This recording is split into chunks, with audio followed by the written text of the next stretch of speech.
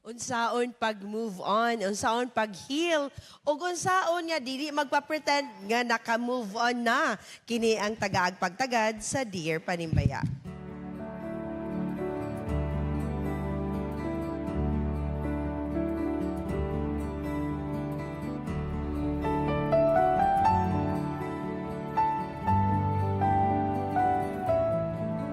Dear Panimbaya, how can I be healed? Break na kami for 3 years, pero still in pain pagihapon. Nag-break me kay nagsige siya pakauyab during our time together. Pero sa post sa iyang timeline recently, ug sa ubang social media accounts niya, murag okay sila karon sa iyang girlfriend.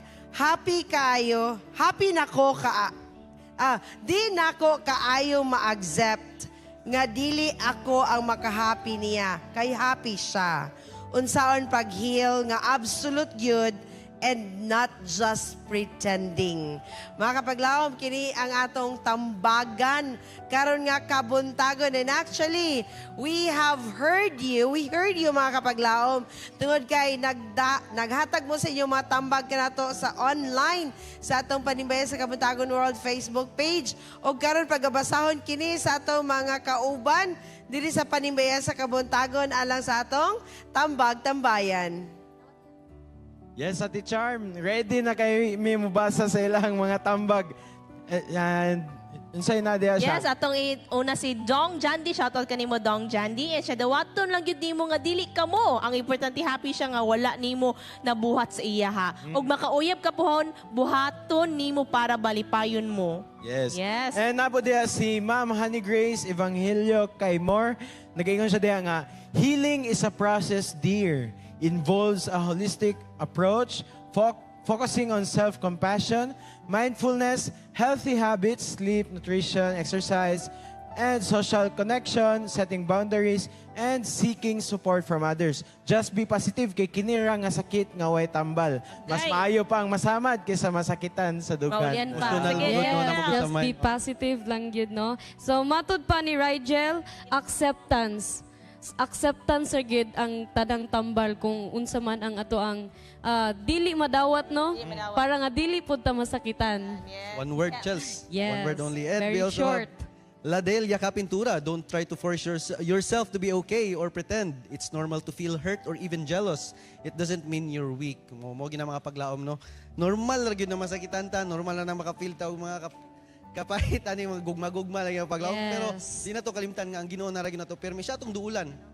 Kung unsa may mong ganan, mga hobby, para mahil ka mga paglaom, mo ra gyud na imong tambal ang paglaom. Yes, napatay last diri si Bon Almaden. Siya litas-tas na iya happy birthday. Siya, dear sister, lisod i-move on kung wala kay acceptance sa bulag na mo. Nagpabiling gihapon ka sa kagahapon ang pag-ampo sa atong Ginoo na abrihan ng imong pagunahuna o kasing-kasing sa realidad maoy unang tikang aron makalikawas ka. Mo nang ana siya na come na diri iyang gihatag na verse na come to me all of you who are tired and carrying heavy burdens, and I will give you rest. Matthew 11:28. Siya sa last is dili pa lang nimo makita kay murag nakapiring paman ka ang imong mga mata.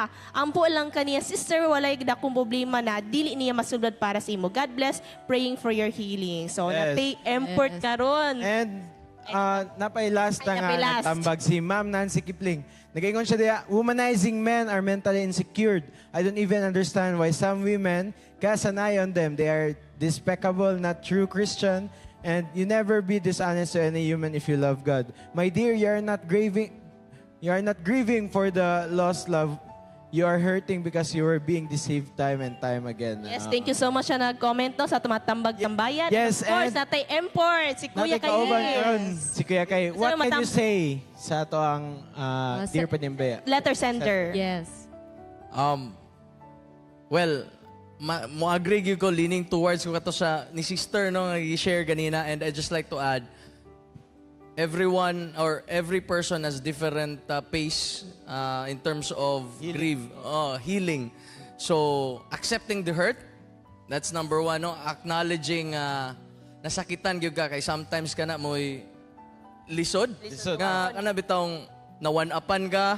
Uy, naisahan ko ba? Isahan. Murag ako mo'y wala na happy, niyang isa na happy na. Ano, bitaw? Sakto yun. So, kana ang acceptance ana nga part medyo depende sa person okay naman tay pride usahay pod.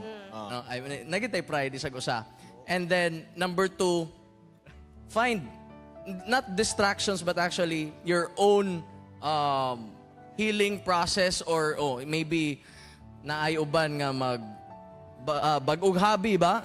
Mag-discover og new hobby and meeting new people. So, mura na siya akong ma-share nga, not relate, but something ako pong nagdunggan sa uban. Yes, thank you Kuya Kaye. No? Okay na may diri Ate Char. Yes, thank you so much mga kapaglaom na giingon ba nga. Kana daw kung nakay-kiwing sa imo ang ipon. Oh, kanang sige daw, dili daw makaundang imong brain. So sige, kot ato nga mawala siya. And I guess, kini siya, murag pirmi na niya ginahuna. Dahong pagod siya ba? Kaya nga nung sige man niya, kung mo manggoy pirmi imong una-unaon, or naapay sulod sa imong dughan, nga wala pa siya na wala, na empty, muna sige kag huna-huna about ani, no? Ikaw, yung sa imong katambag ani. Una ka, kay kung ikaw ang gipili, dili mo na matuglain. Na may mga lalaki nga paspas kayo mangitag lalaki. Lalaki nga paspas kayo mangita og babae. Relax lang mo, war. Sa ato rin klaron. Naay mga lalaki nga paspas kayo mangita og babae. Dali ra kay po sila makamubon ba? Kay mao naman ganila, mo nang puning kultura usahay Kaya sa na pa yung lalaki, ingon niya wing bagi, bulagan niya kay sige pakauyab. Oh, sige pag During their time. di kani man pong ubang mga lalaki kun mao po ni kaluyahon sa uban nga dali ra makauyab. Pero mag-move on na ka kay ngano.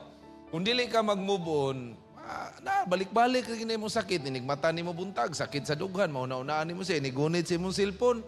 Ang imong makita, ang inyong mga chat-chat nga mga nindot kay inyong mga chat-chat. Makaagi ka sa lugar nga nag-date-date mo dito. Mao imong may numduman. Yes. Mag-move on ka. Mangita kag laing lalaki nga dito kang malingaw nga. Basi na de daghan diha nga mga friends ni mo nga. Imong tagaan ni mo tsansa nga muhatag po kanila kay usahay manggod mapriso ka ng imuhang gugma nga dili na ka mo naghimo ng promise daw kuno nga gihimo ang promises aron pakyason. Pangmubo na ayo na una kay kung magsige ka gunahuna na unya example magbalik mo mas grabe day ang sakit nga imuhang mabalik nimo nabubo na ta. I guess ang pinakasakit ani niya before you speak Pastor no. Kada bitawng sa imong time kato nga lalaki. Grabe sweet kayo. Sa iyang time nga sila, sige pa kauyab. Unya karon sa iyang pagtanaw, murag mo settle na ni kay ingon siya napay family, nanay family bonding nga nag-involve nag-family sa iyang girlfriend Correct. karon. So mura man naguna-una siya nga sa among time dili gyud ako. Oh, ang dili ikaw makapahappy. gipili. Dili ikaw gipili Kaya niya. anong sa ilang time sa ilang duha, sige panguyab og lain. Correct. Pero karong siguro nga time nagseryoso na ang lalaki niya. Basi- Dili siya kadawat wing ba nga. Basig sige ni po niya kasampan tong uyab niya. Mao na diha. Babay kag yun diha. Og sige kag pangasaba si mong uyab. Pero ang ako lang do, nga sometimes na ay mga tao nga moabot sa atong kinabuhi para atong i-train para sa uban. Kanami taon, nag-ready or atong naghatag-tag mga contribution sa ilang life para di ay i-apply nila sa person nga moabot pa sa ilang kinabuhi. Sa dawat-dawat ng tama kapaglaom sa tuwang Acceptance na, kadalagan acceptance. nga usahay na ay makauban nato sa atong kinabuhi nga dili day para sa tuwa. Correct. Gipaagi lang di ay para na makuha sa atua og magamit sa next in line. Amo man kung mabababae, unya na ninyo ma-realize ug wala na ang lalaki. Ikaw, Pastor.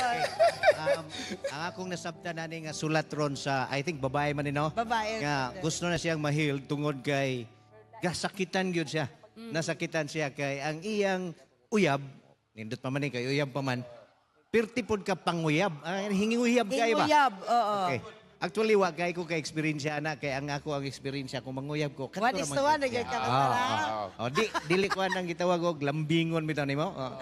Pero wa pa pud ko kay experience nga ang akong giuyab na apoy lain nga gi-entertain. Serious ang yun uyab. hapon ang imong nauyab. So mao na nga pag-ingon ganihan ni awing nga move on nindot na siya. Kanang word nga move on binisayon tana. Kay English man ano? Binisayon tana. Bot pasabot move on hunungan na putla na. ayaw na paghuna-una nga mutaas pa mo ana kay daghan pag yun na kung imo pa nang ipadayon nga maong relasyon kay naguna-una pa ka nga Pero balik nagbulag siya naman nimo. sila, Pastor. 3 years na sila bulag. Oh, yes, okay. So mo na nga bisan tungod kay gibulagan nimo, okay? Dapat di na nimo huna-hunaon. Yeah. Oh. Ayaw na pagsilo sa nang i-post niya sa Facebook nga maguna-una na pa nga uy happy lagi kaayo siya sa uban. Correct. Ako amura man og nagkuan siya, Ipanglabay na itong ipanghatag, Pastor. I think so. And then, is it healthy, Pastor, nga mag-unfollow na lang siya? mas pinakamaayo. I think wao na itong mga buta nga makadrain sa ato So if it drains you nga makita siya, then unfollow for now. Then you will be healed, then follow back. Diba? Katong cellphone nga gihatag, ibaligya na to. Pagpalit og bago. Ang mga memories niyo, muna lagi, kung uyab pa lagi, dili na mag-post sa Facebook na naa inyong picture together. Kaya pag magbulag mo, lisod kayo pag-delete, daghan kayo. Or ibutang sa isa ka album. Change account. Bitaw mga kapaglaom, nahimong, kani bitaw karon Pastor nga generation, lisod baya ang relasyon. Okay. Kay daghan Sige. kayo makita sa Facebook, sa TikTok, sa Instagram, di ba? Kumbaga, sa unang panahon, pinpal-pinpal naman ta, Pastor, di ba? Magsulat ta, maghulat ta og response. Pagkahuman, aya pa rin ta mo reply again. Karon kay, quick and easy ra kayo. So, mga kabatanunan, it takes you to meditate on this and pray good sa Ginoo. The views and opinions expressed in the program are those of the hosts and guests and do not necessarily reflect or represent the beliefs and teachings of the program, the network, and the Seventh-day Adventist Church.